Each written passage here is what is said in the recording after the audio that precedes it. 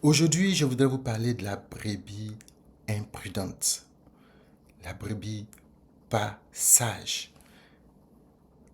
Il avait, l'histoire raconte qu'il y avait un monsieur qui avait sa bergerie dans laquelle se trouvaient des brebis. Et à un moment donné, des gens d'amitié, d'affinité ont commencé à se tisser. Et il y avait particulièrement deux brebis qui étaient constamment ensemble, qui ne se lâchaient presque jamais. Puis un jour, un loup, un animal sauvage, va s'introduire dans la bergerie et finalement, les brebis vont se disperser et particulièrement une de ces deux brebis va se retrouver égarée, perdue. On regarde dans la bergerie, elle manque à l'appel quand tout se calme. Alors, le berger, donc, décide d'aller à la recherche de cette seule brebis égarée parce qu'elle était importante, parce qu'il aimait beaucoup. Il part à sa recherche et il laisse les autres en sûreté. Il ferme bien l'enclos et tout, et il part. Et entre-temps, l'autre brebis qui aimait celle qui s'est égarée, étant dans l'enclos, ne cessait de s'inquiéter de l'absence de sa camarade. Et finalement, le berger tardant à venir avec l'autre brebis, sa bien-aimée qui s'est égarée, va décider de sauter l'enclos et de sortir, aller à la poursuite, à la recherche elle-même de sa camarade perdue. Parce que le berger prenait trop de temps. Eh bien, cette brebis va finalement se retrouver elle aussi égarée. Elle s'est perdue. Deux. Imaginons que dans la bergerie, qu'il y ait donc de proche en proche de telles attitudes d'inquiétude parce que le berger ne revenant pas chaque fois et que chaque brebis voudra retrouver l'autre sort de l'enclos à la fin, l'enclos serait, n'est-ce pas, vide. Aucune brebis. Et quand certainement le berger qui plus tard va retrouver la seule brebis qu'il était allé chercher va rentrer, il ne retrouvera rien dans la bergerie, n'est-ce pas? Eh bien, cette histoire est une histoire qui ressemble beaucoup à la vie de nous, les chrétiens, aujourd'hui. Regardez dans Matthieu chapitre 18 à partir du verset 11, la Bible dit, Jésus, le Fils de l'homme, est venu chercher ce qui était perdu. Jésus est venu chercher ce qui était perdu. Imaginez que nous sommes, donc nous faisons partie de la bergerie de ce qui appartient à Dieu, nous appartenons à Dieu et un d'entre nous s'égare, n'est pas converti par exemple, ne connaît pas Dieu encore, ok? Et souvent ce qui arrive, c'est que pour nous qui sommes sauvés, Dieu nous a mis en sûreté. La Bible dit à partir du verset 12 de Matthieu chapitre 18 que quand une telle situation se passe, Jésus dit, le berger met en sûreté sur une montagne les autres brebis et il va à la recherche de celle qui s'est égarée. En sûreté. Nous sommes en sécurité. Eh bien, il arrive souvent que un ou bien une des brebis que souvent on attend et ça se passe beaucoup dans le cas du mariage. Des sœurs, des frères voient d'autres personnes dans le monde qui sont pas encore sauvées, mais pour lesquelles ils ressentent une certaine affinité, une certaine attirance. Qu'est-ce qui se passe? Il y en a qui vont avec la manière la plus, je dirais, la plus peut-être, je ne sais pas s'il faut dire la plus violente ou bien, mais en tout cas, ils disent, il faut que j'aille le chercher et le convertir moi-même. Le problème, c'est que Dieu ne nous a pas mandatés pour convertir, pour ramener à lui les hommes qui sont égarés, les personnes qui sont perdues, les gens qui n'ont pas encore retrouvé le chemin de la vie. Ce n'est pas ta mission, ce n'est pas ma mission. L'erreur que beaucoup de jeunes font quand ils sont poussés par le feu de l'amour, entre griffes, dont je vais parler une fois, qui n'est pas en fait, qui beaucoup plus ressemble à un amour au relent sexuel qu'à un amour vrai, qui sont plus poussés par la, l'attirance sexuelle, plus que l'attirance dans l'âme, dans d'autres choses non sexuelles, poussés par cet amour-là, vont aller à la recherche de la brebis égarée. Ce sont ces personnes-là que j'appelle les ou la brebis imprudente.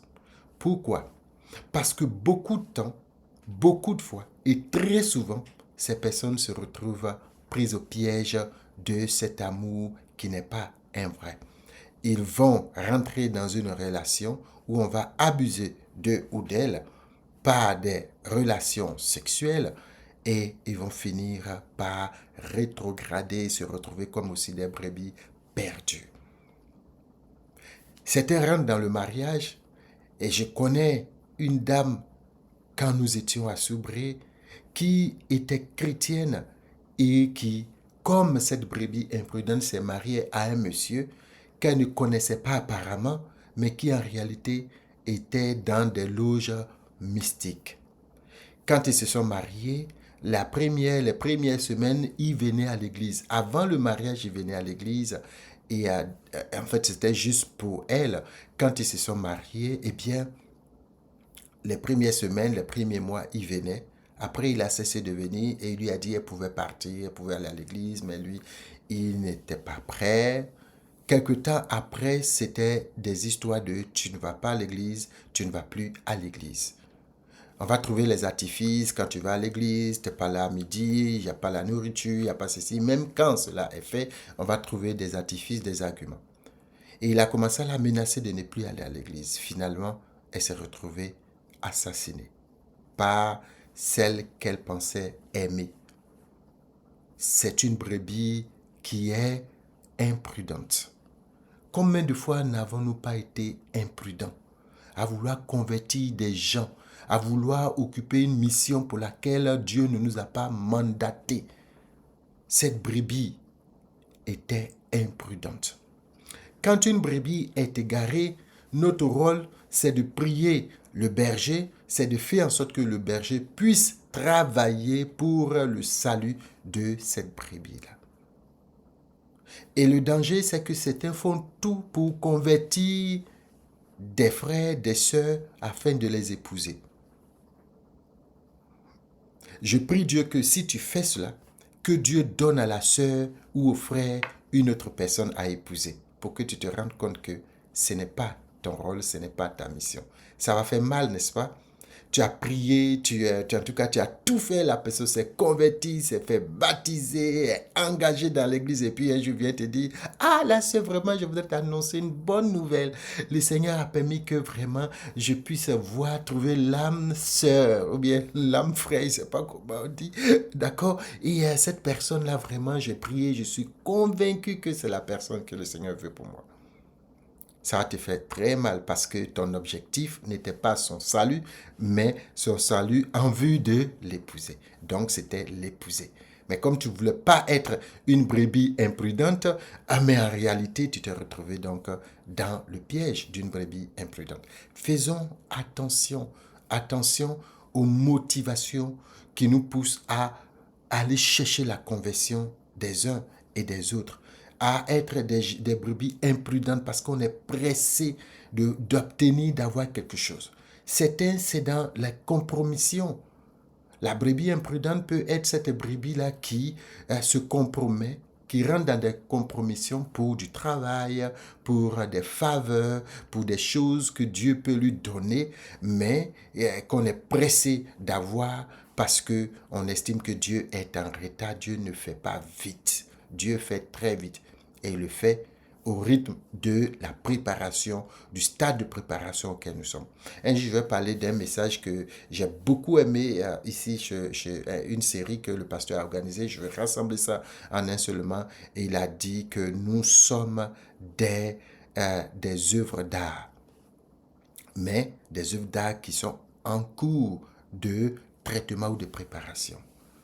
Souvent, on a l'impression qu'on est converti, on est fini, on est fait. Non. Donc, ce qui se passe, c'est que il faut que nous fassions suffisamment confiance au berger pour ne pas nous jeter dans les vallées à la recherche de la brebis égarée, car cette mission est dévolue au Seigneur Jésus seul, pas à toi ni à moi.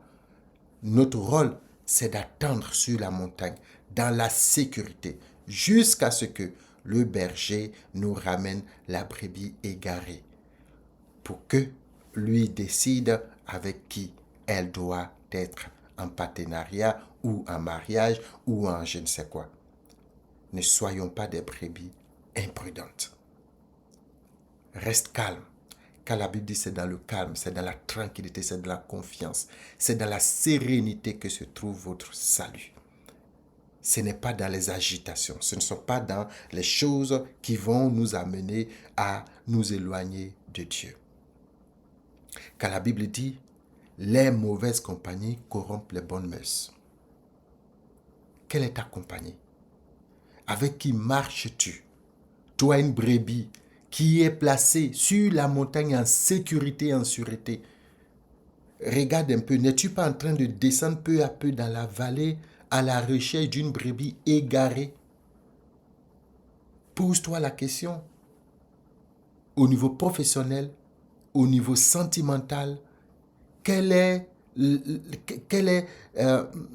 comment est-ce que tu évolues? Est-ce que tu attends dans la sécurité sur la montagne?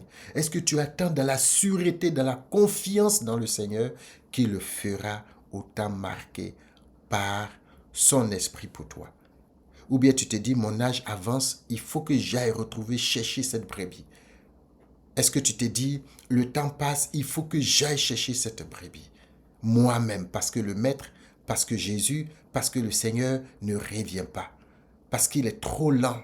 Non, il ne marche pas comme il faut. Regarde mon âge. Mais n'a-t-il pas donné à Abraham et à Sarai d'avoir des enfants, même quand il n'était pas possible d'espérer?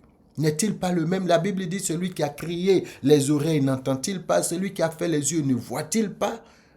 À plus forte raison, celui qui a fait la bouche ne peut-il pas parler? Dieu connaît ta situation. Ne sois pas une brebis imprudente, car Dieu entend. Il voit, il sait la situation que tu as. Il connaît même tes angoisses et tes inquiétudes. Ce qu'il veut, c'est que tu lui fasses confiance.